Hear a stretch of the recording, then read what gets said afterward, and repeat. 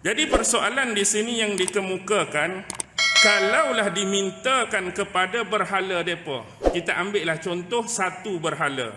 Boleh tak kamu minta berhala kamu ni buat seekor lalat? Agak-agak boleh tak? Tak boleh. Tak boleh pun dia nak buat seekor lalat. Allah tambah wala wijtama'ulah.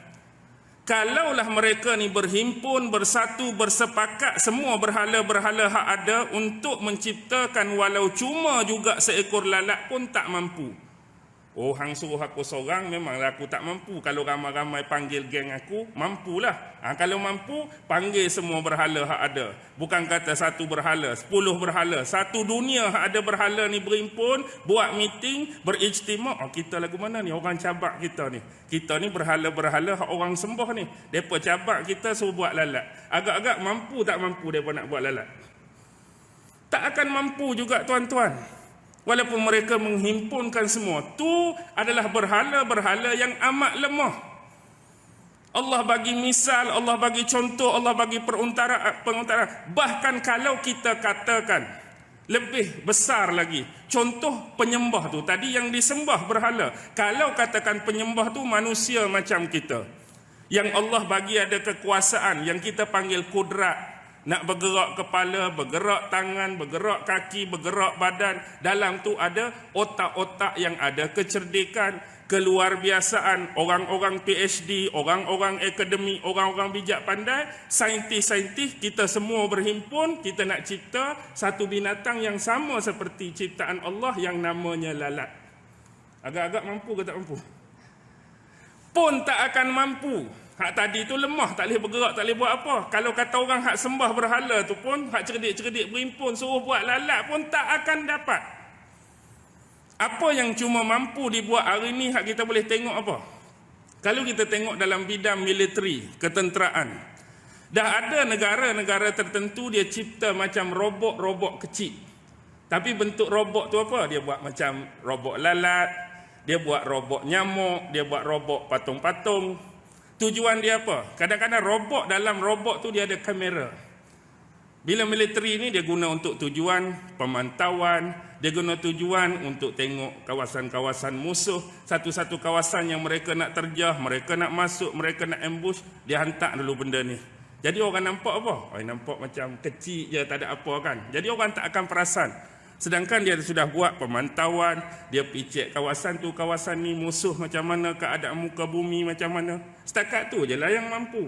Nak betul-betul jadi macam lalat memang tak boleh. Sebab apa? Sebab semua makhluk ciptaan Allah tu ada nyawa. Dan orang yang satu-satunya zat yang boleh bagi nyawa pada makhluk dia, Allah, bukan kita.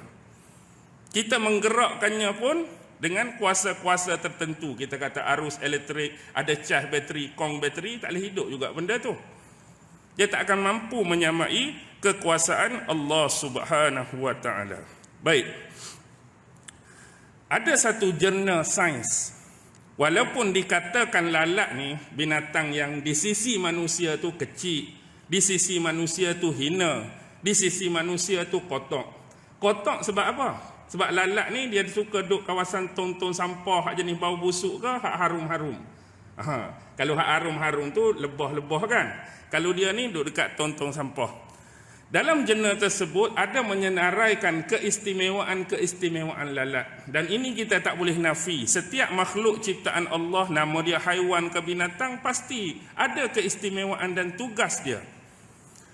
Antara keajaiban lalat ni, nombor satu ialah lalat ni bila dia terbang dengan kelajuan dia, tak kiralah berapa kelajuan dia pun, dia boleh dengan tiba-tiba sahaja mengubah arah ataupun kelajuan dia tu ikut suka dia. Contoh, dengan kelajuan dia tu tiba-tiba dia nak zoom macam tu, dia boleh buat. Dengan laju dia zoom, dia nak kok bawah, boleh. Kok ni pun boleh, kok ni pun boleh. Binatang lain pun ada juga boleh buat macam tu. Tetapi kelebihan lalat, dia boleh mengubah kedudukan dia tu, kona kanan, kona kiri tu, tanpa sedikit pun mengurangi tahap kelajuan dia. Maksudnya contohlah kita kata dengan kilometer tertentu, contoh 20 km sejam, dia kona pun 20 km. naik pun 20 km. Macam kita, Alphard kita, Wildfire kita naik 200 jalan straight, tapi time nak corner U-turn dia jadi berapa? Time nak corner U-turn 200 jadi 20 dah lah. 20 dah. Cuba try 200 U-turn juga. Apa jadi kat Wildfire kita? Melambung dalam rumah orang lah. Hak straight pun 200, hak U-turn pun 200. Tapi dia cap tanpa mengurangi kepantasan dan kelajuan dia. Tu hebat dia. Satu. Yang kedua, pada mata dia. Mata lalat ni, kalau secara umum kita tengok macam ada dua bonjolan besar macam tu kan.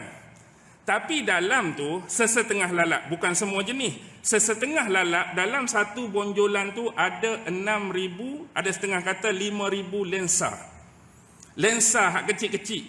Jumlah dia ada 5,000 dalam hak stokoi, hak besar tu.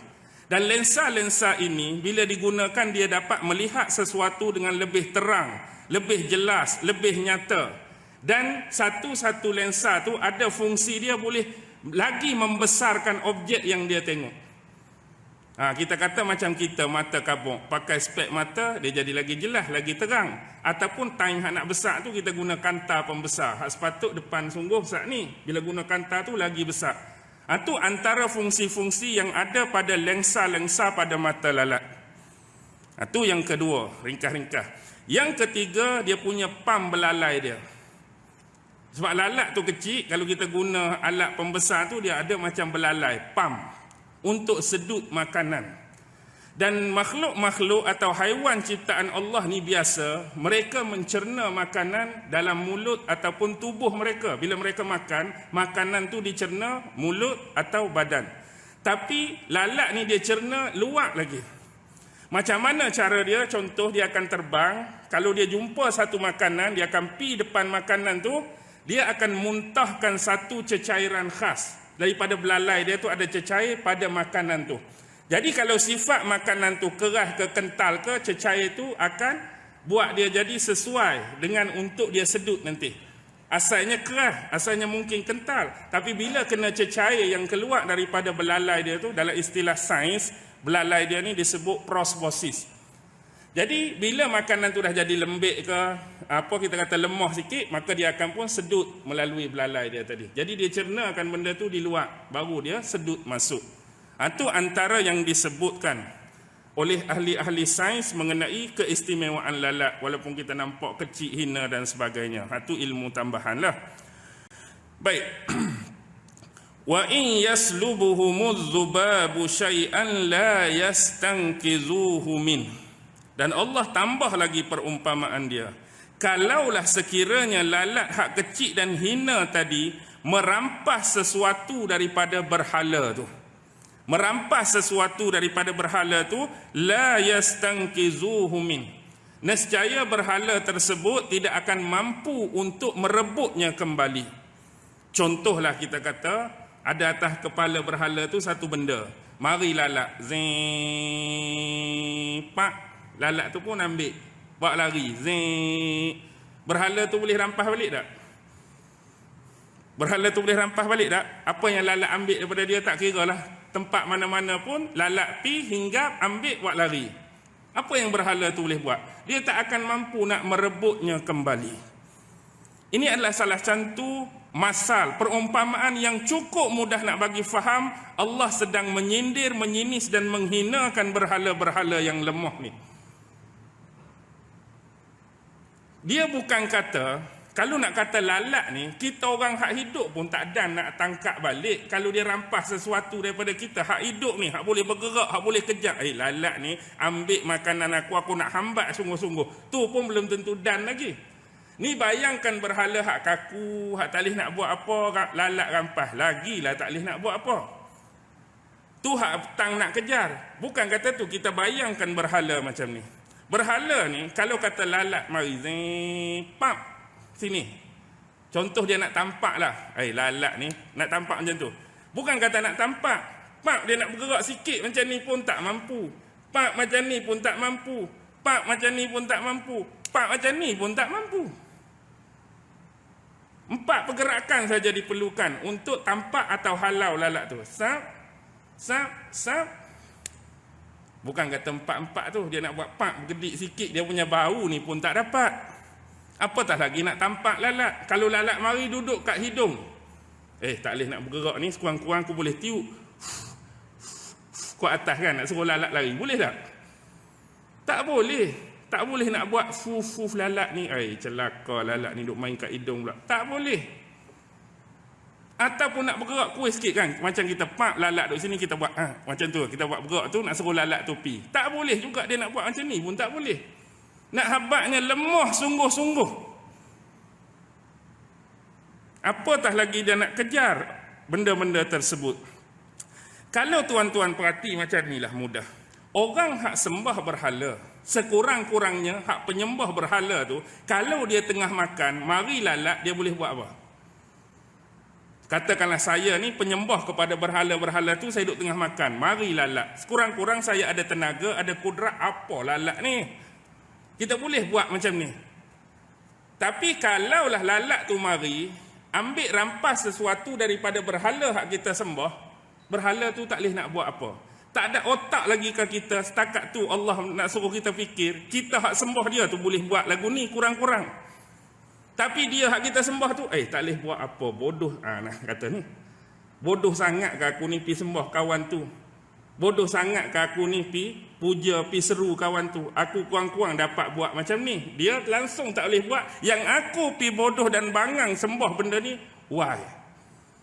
Allah nak suruh fikir, mudah saja. Okey. Imam Ibn Katsir dalam tafsir dia ada membawakan hadis-hadis berkaitan dengan lalat. Lalat ni juga disebutkan oleh Allah dalam Quran. Contoh ayat ni kan, ada berkenaan lalat. Kalau tuan-tuan perhati, ada ulama-ulama menghimpunkan berapa jeniskah binatang yang Allah sebut dalam Quran. Ulama menghimpunkan ada 21 jenis binatang yang Allah rakamkan nama binatang ni dalam Quran. Contohlah kita kata, ada semut, ada lebah, ada labah-labah, ada kuda, ada barol, ada himar, ada babi, ada anjing, ada kaldai, ada gajah, ada singa ke apa ke, termasuklah lalat. Ada 21 jenis yang Allah rakam dalam Quran. Jadi, bila kita sebut tentang ayat-ayat yang berkaitan dengan binatang tadi ni, Imam Ahmad bin Hanbal ni merujuk kepada pengasas dan pendiri mazhab Hanbali, salah seorang tokoh besar imam mazhab yang 4 tu. Imam Ahmad mengatakan, telah menceritakan kepada kami, Aswad bin Amir telah menceritakan kepada kami Syarik dari Umarah bin Al-Qa'qa', dari Abu Zur'ah, dari Abu Hurairah secara marfu'. Itu dia punya sanad. Rasulullah sallallahu alaihi wasallam sebut apa? Siapakah yang lebih zalim dari seseorang yang sengaja menciptakan sesuatu yang sama seperti ciptaanku? Maka hendaklah dia menciptakan sama seperti ciptaanku. Dia sebut 3 benda. Try kalau nak cipta sama macam aku. Pertama ialah zarrah, yang kedua zubabah, yang ketiga habbah. Pertama, Allah cabar suruh cipta apa? Zarrah. Zarrah ni apa? Kita sebut faman ya'mal misqala zarratin syarran ka khairan yarah tu. Zarrah, satu biji yang cukup kecil. Zarrah ni kalau dalam istilah kita sebut atom, kita sebut molekul, sesuatu yang tidak ada nilai. Bila saya kata satu yang tak ada nilai, bukan dia tak ada harga. Dia beza. Nilai yang saya nak maksudkan bukan dia tu tak ada harga. Bila dia tu makhluk ciptaan Allah, dia tetap ada harga dan keistimewaan. Maksud tak ada nilai ni macam ni. Kalau ambil zarah tu sebiji, ambil kilogram kita, letak benda tu, dia tak naik sikit pun. Abang Hussein satu zarah, Abang Hussein kilo, Abang Hussein tu 5 kilo naik walaupun satu zarah. Tak, maksud saya tak bernilai tadi bukan tak ada harga. Tak bernilai tadi tak boleh nak buat nilai. Nol. Bubuh satu zarah tu tak berganjak sikit pun meter kita tu. Tak ada nilai. Tak boleh nak buat nilai dia tu. Maksudnya kecil sangat. Kalau nak sangat, buat benda tu. Satu je. Mampu ke tak mampu? Tak mampu. Yang kedua, zubabah. Zubabah, zubab lah. Lalat. Buat lalat. Kecil juga. Tak boleh juga. Habbah, satu biji benih. Tak kira lah biji benih apa tu. Biji benih hak kita ni, biji sawi ke biji sayur tu, sayur ni pun, cuba buat satu biji. Juga tak akan mampu. Selain Imam Ahmad, Imam Ibn Katsir bawa satu lagi riwayat daripada Asy-Syaikhan. Syaikhan dalam ilmu hadis merujuk kepada Imam Bukhari dan Imam Muslim melalui jalur periwayatan yang sama. Daripada Umarah bin Qa'qa', daripada Abu Zur'ah, daripada Abu Hurairah. Rasulullah kata apa? Bukhari Muslim, hadis sahih. Wa man azlamu mimman zahaba yakhluqu ka khalqi falyakhluqu zarratan falyakhluqu syu'airatan. Sama juga lebih kurang makna dia. Siapakah yang lebih zalim dari seseorang yang sengaja menciptakan sesuatu sama seperti ciptaanku, maka hendaklah dia menciptakan falyakhluqu zarrah. Zarrah juga. Satu lagi syu'airatan. Syu'airah, belajar ilmu saraf, tasrif ni atas wazan apa? Wazan tasghir kan? Tasghir. Benda tu sebenarnya syair. Syair tu satu biji gandum. Bila syu'airatan, biji gandum hak paling kecil. Cuba try buat. Tak boleh buat. Tak boleh buat. Cabaran daripada Allah Subhanahu wa ta'ala.